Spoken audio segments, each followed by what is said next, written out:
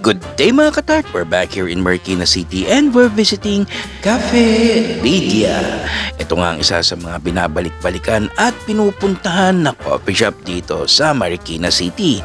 With its fine dining feels, talagang hindi naman mabubutas ang bulsa mo pag pumunta ka dito, at bring your family and friends and your loved ones to make that lasting impression and preserve those memories na matching sa kanilang ambience, food, and great service na dala ng kanilang mga staff and crew.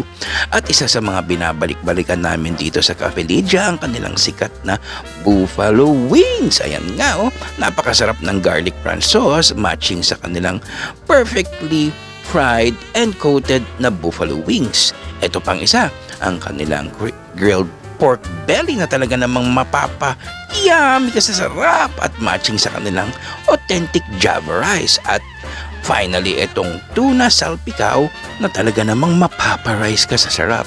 At hindi lang yan, marami pa silang offer. Gaya nitong frappuccino. Ay, napakasarap mga kataki. Megis na natin yan, at tikman na natin. Akin lang to.